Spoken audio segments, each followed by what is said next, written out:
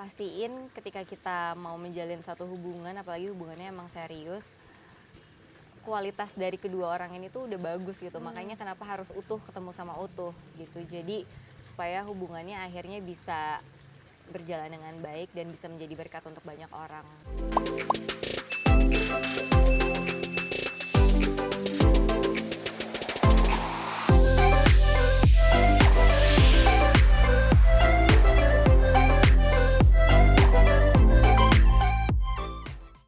Selamat ya Mil. Thank you. Aku cuma bisa lihat dari Instastory. Padahal Iya, aku langsung DM Kepo. Dika, Dik gila ini proposalnya bagus banget.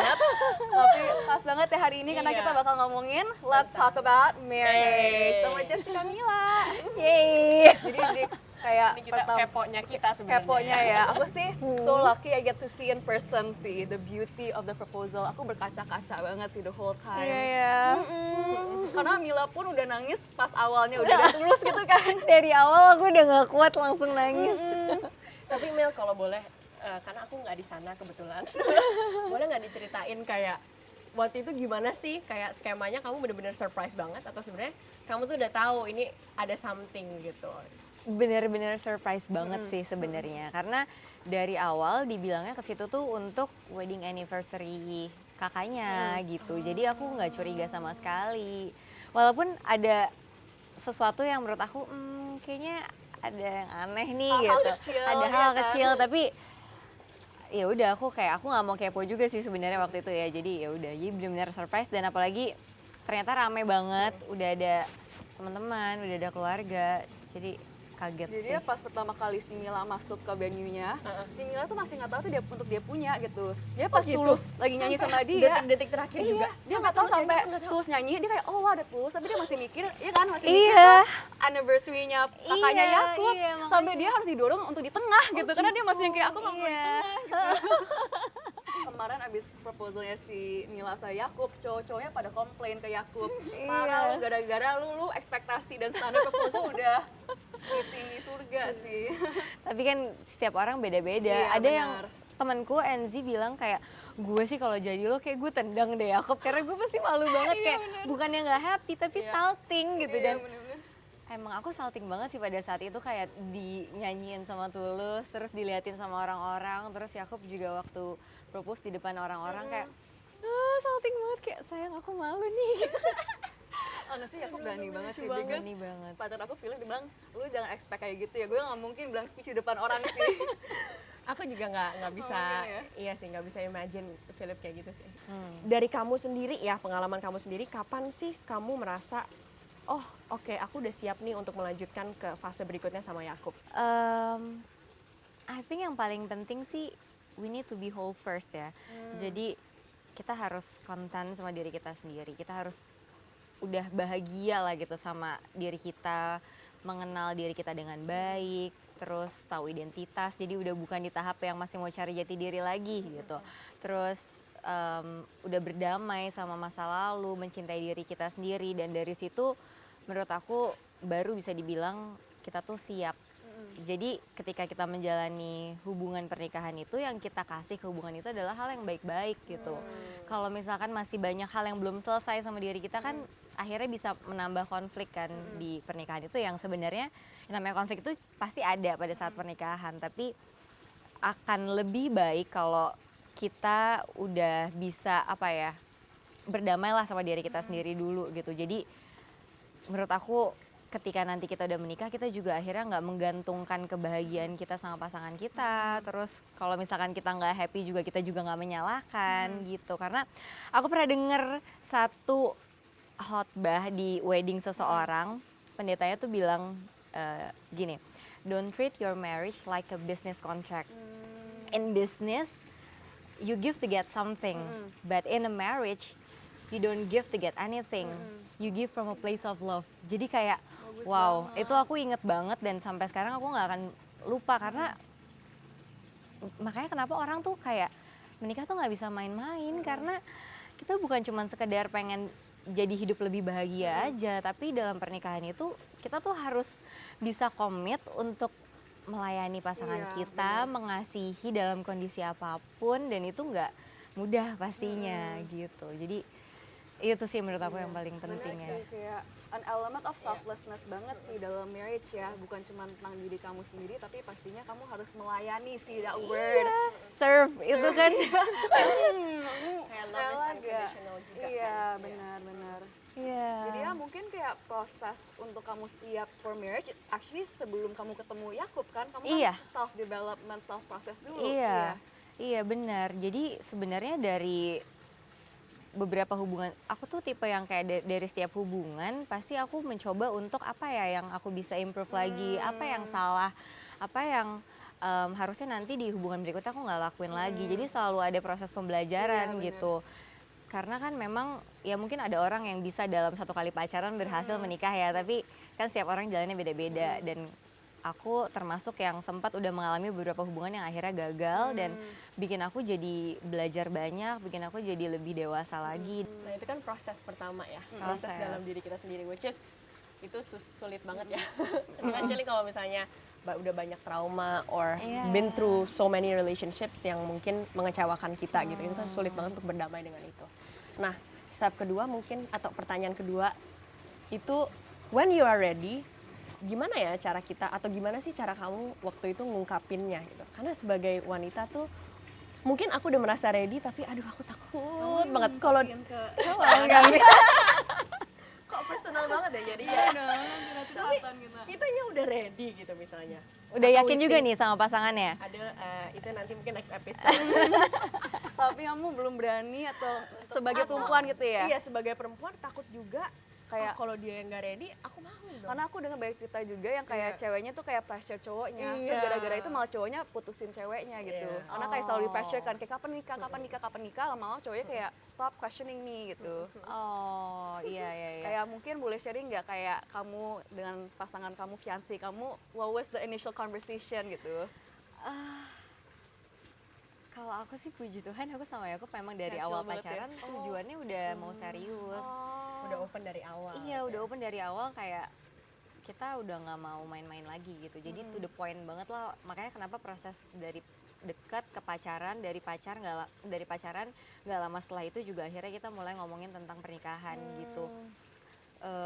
Mungkin kalau aku bisa kasih masukan untuk teman-teman yang ada di posisi aduh udah lama pacaran sebenarnya udah siap udah yakin juga sama orangnya tapi kok nggak diajak-ajak, mungkin bisa mulai dari kasih pertanyaan milestone penting 5 years or 10 years apa gitu. Kalau misalkan emang mungkin dia punya beberapa goals yang dia mau capai dalam 5 tahun dan itu nggak termasuk untuk menikah, ya baru dia dari situ bisa kelihatan kan ya. Kan kita nggak bisa maksain juga kan Iya. kalau misalkan orang lain nggak mau, misalnya pasangan kita nggak mau gitu. Jadi mungkin mulai tanya-tanya goalsnya apa, milestone-nya apa. Kalau Iya. misalkan emang dalam 10 tahun nggak kepikiran buat nikah, ya coba dipikir-pikir lagi Iya, apakah kamu benar. siap untuk menunggu, karena memang nggak bisa di-push Iya. menurut aku. Karena setiap orang kalau di-push yang ada takutnya ya kalau nggak siap nikah Ya, kan jangan paksain sekali seumur siap hidup. juga, yes. Iya, sekali seumur hidup it's a one way ticket gitu. Iya. Jangan kalau nggak siap jangan dipaksa. Ya, jadinya Beb jangan lupa ya, jangan takut juga untuk have hard conversations. Iya. Biasanya kita kan kayak minder, takut Iya. ya, such an awkward conversation. Tapi nggak apa-apa loh kalau kita misalnya have a conversation tentang goals, visi kita ke depan. Iya. Karena memang pasangan kita adalah pasangan yang untuk mencapai visi dan misi yang sama, iya kan? Kalau kalian bisa say I love you, masa kalian nggak bisa nanya tentang visi atau misi gitu? Benar. Bener banget.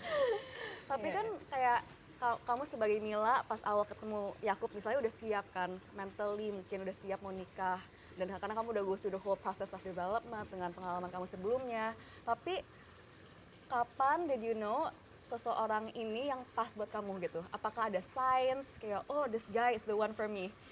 Mungkin kalau aku penting untuk tahu fundamental values pasangan kita sama atau enggak valuesnya, terus visi misinya kalau udah ada gitu ya. Dari situ menurut aku itu yang paling penting untuk bikin aku bisa yakin sama dia gitu, karena kan kita akan dua jadi satu gitu. Jadi kalau visi misinya nggak sama, kemungkinan besar akan terjadi banyak konflik dan pernikahannya nggak berjalan dengan baik gitu. Dan menikah itu juga bukan cuma untuk kita kan, tapi kita juga pengen pernikahannya bisa menjadi berkat untuk orang-orang di sekitar gitu. Jadi apa nih yang mau kita lakuin sama-sama untuk kedepannya gitu. Terus berdoa sih menurut aku itu salah satu yang bikin aku juga bisa yakin ya, karena sebelum ketemu Yakub tuh aku berdoa lumayan spesifik sama Tuhan, aku pengen yang seperti apa gitu. Tapi yang paling penting sebenarnya bukan cari pasangan yang tepat kalau menurut aku, tapi kita fokus juga untuk menjadi pasangan yang tepat buat That's so siapapun yang akan sama kita. Itu sih yang paling penting. Aku setuju banget sih, karena dua arah ya. Kayak aku setuju banget dengan adanya jodoh gitu. Kayak dulu tuh ada yang, bukan dulu sih, kayak ada papanya teman aku yang deket-deket ini selalu bilang suasana adalah kamu.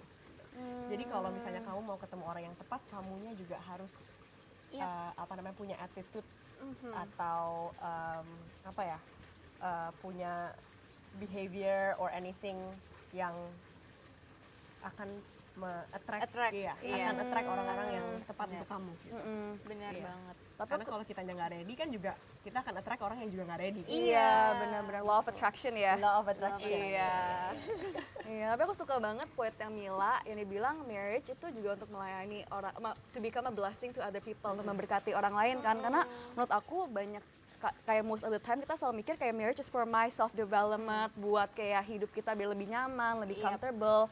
Tapi kayak emang dia udah siap menikah banget ya, udah mikirin even one step ahead, yang dimana marriage adalah untuk actually one day bisa membantu orang lain juga kan, melalui pekerjaan dan juga melalui keluarga kamu kan yang kalian akan bangun bareng. Jadinya pasti Bali deh, kita lagi ngumpul watching sunset sehari setelah proposalnya dia.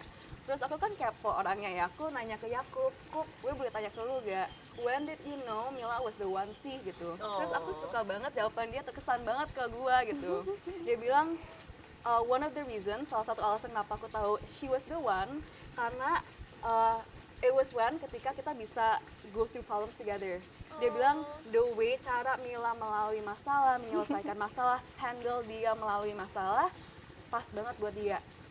Jadi aku suka banget jawaban itu, karena kan biasanya kita terlalu, oh aku marry her because she's perfect, beautiful, baik hati, tapi perspektifnya Yakub itu kayak gara-gara I can suffer with her in my life dan dia bisa membantu aku in through my problems gitu. Iya. Jadi Conflict resolution kamu gimana sih? Coba kasih tau rahasianya dong, karena aku tipe yang emosian loh. Aku jadi psycho iya, gitu. aku tuh dulu kayak gitu banget juga. Jadi kayak dulu tuh tipe yang, makanya kenapa aku ngerasa sekarang lebih siap ya. Kalau dulu mungkin kalau nyelesain konflik biasanya pakai drama. Kalau sekarang sebisa mungkin nggak usah pakai drama. Jadi diskusi aja, ngomong baik-baik aja. Dan itu nggak gampang sih memang. Jadi sering banget ya aku tuh kalau udah capek pulang kerja gitu ya kan, kerjain banyak gitu, terus dia tuh langsung cranky gitu ya. Begitu ketemu aku tuh udah sisa-sisa energi yang sedangkan akunya lagi excited, aku pengen ngebahas ini, pengen bahas itu, bla bla bla ya kan. Sedangkan kalau dia dalam kondisi yang capek, responnya sering kali nggak sesuai lah sama yang kok gini sih kamu gitu.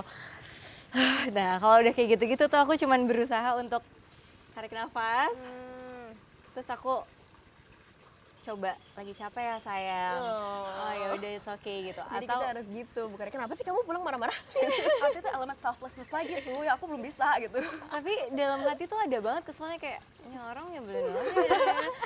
Tapi yang keluar nggak apa-apa sih gitu. Terus sama aku inget banget ini yang aku pelajarin juga. Jadi menurut aku cowok itu kan pride-nya tinggi. Kenapa cowok tuh harus jadi pemimpin gitu kan? Jadi kalau misalkan dulu, misalkan aku pacaran, aku tuh nggak mau banget minta maaf kalau aku nggak salah. Ngapain orang nggak salah, masa minta maaf nanti gue diinjek-injek. Tapi sekarang mikirnya tuh udah nggak usah mikir siapa yang salah, siapa yang benar. Tapi yang dipentingin adalah hubungannya gitu. Jadi aku biasanya memberanikan diri untuk minta maaf duluan. Misal kayak maaf ya kalau aku bikin kondisinya lagi jadi nggak nyaman, bla bla bla. Ya walaupun sebenarnya ada satu kesalahan dia yang aku harus omongin, tapi aku nggak bisa ngomongin saat itu. Jadi aku akan ngomong pada saat dia udah mereda emosinya. So aku bilang, kemarin tuh aku nggak suka deh kalau kamu tuh kayak gini. Baru dia bilang, iya kemarin tuh aku ngomong kayak gitu karena emosi doang, sebenarnya aku nggak mean gitu. Aku belum bisa sih kayak kamu ya. Itu juga perlu self control loh, Iya, untuk nggak meledak. Kalau at misalnya that moment, kan. cowokku ada salah, aku akan cecer sampai dia tahu itu salah. Dulu kayak gitu banget. Enggak loh. Dulu kayak gitu banget dan aku mencoba juga awal-awal sama Yakob, aku sempat kayak kamu kok kayak gini sih, kamu kayak gini salah. Dia makin di atas lagi, makin Iya. nggak mau panas lagi kan. karena iya nggak tahu ya. Mungkin emang setiap orang beda-beda, mungkin nggak semua cowok kayak gitu, tapi kebanyakan kayak gitu karena aku udah sempat kayak ngobrol sama beberapa orang yang namanya cowok emang perhatiannya biasanya tinggi.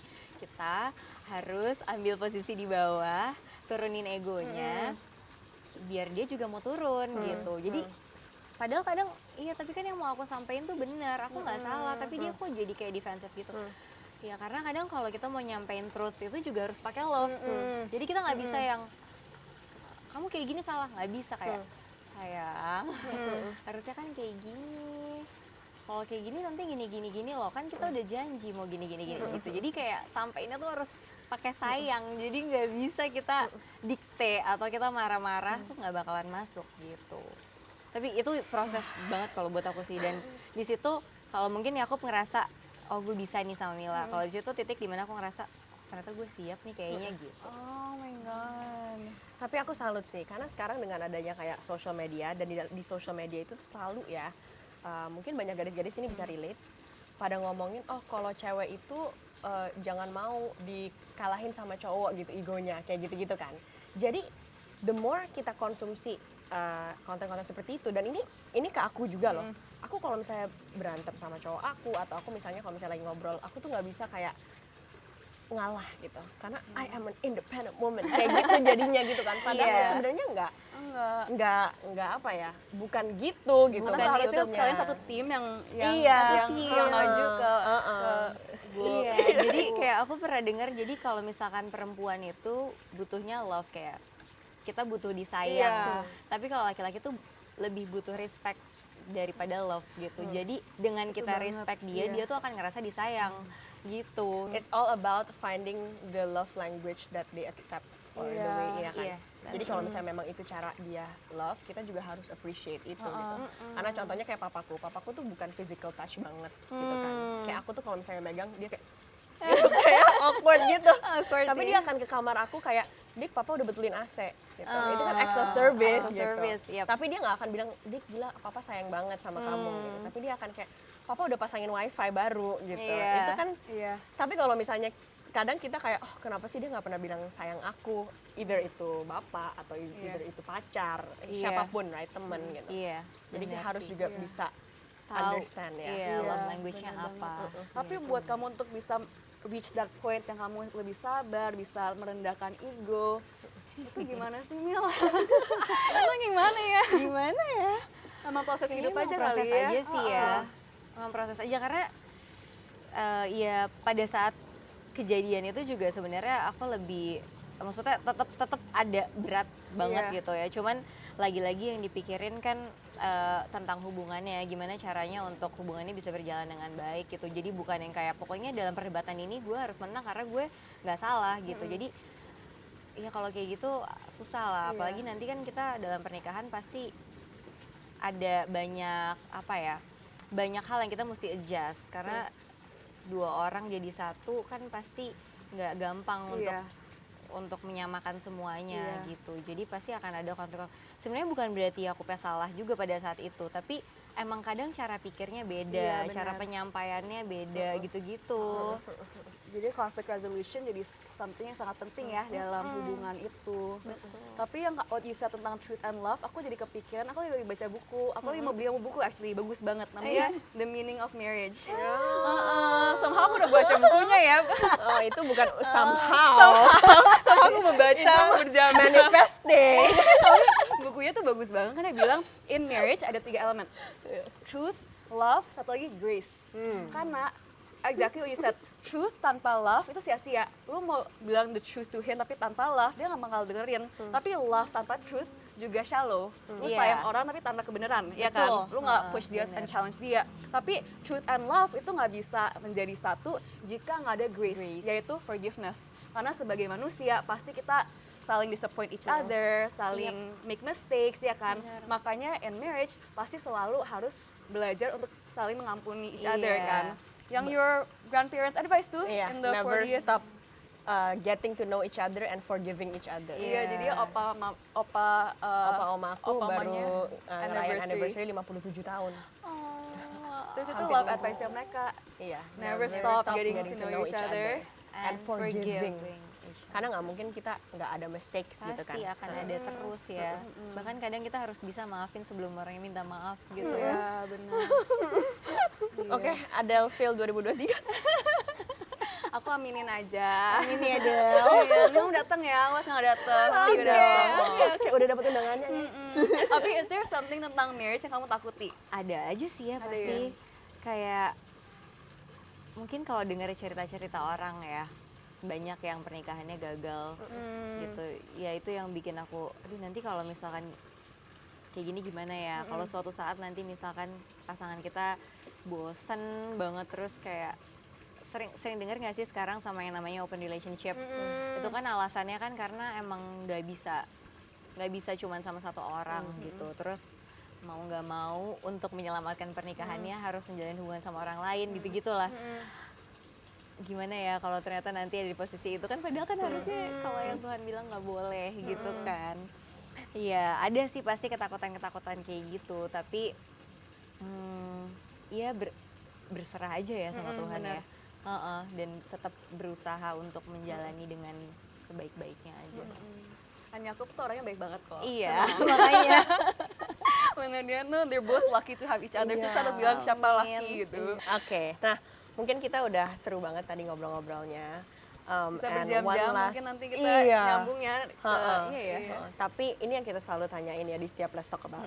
Kalau ada satu pesan aja dari kamu Mil, untuk para gadis mungkin yang sekarang lagi di fase mereka mau thinking about marriage sama pasangan hidupnya, atau mungkin mereka lagi mau cari pasangan untuk mau married gitu. What would be your one piece of advice? Kayak yang tadi aku bilang sih, yang paling penting adalah kita fokus untuk menjadi pasangan yang tepat, bukan mencari pasangan yang tepat. Itu pertama. Jadi ya salah satunya adalah yang tadi aku bilang, kita harus content dulu. We need to be whole first. Terus jangan berpikir kayak dengan menikah tuh, aku mau menikah supaya bisa bahagia gitu. Jangan berpikir seperti itu. Ya karena menurut aku yang paling penting adalah kita udah bisa bahagia dan berdamai sama diri kita sendiri dulu.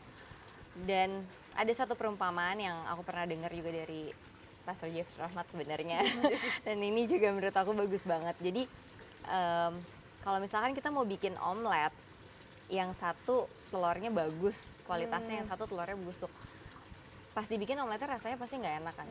Jadi pastiin ketika kita mau menjalin satu hubungan, apalagi hubungannya emang serius, kualitas dari kedua orang ini tuh udah bagus gitu. Makanya kenapa harus utuh ketemu sama utuh gitu. Jadi supaya hubungannya akhirnya bisa berjalan dengan baik dan bisa menjadi berkat untuk banyak orang gitu. Jadi dimulai dari diri kita sendiri dulu lah, biar bisa attract orang-orang juga yang sudah siap untuk menikah gitu. Thank you so much Emil ya udah datang hari ini, udah curhat-curhat sama kita.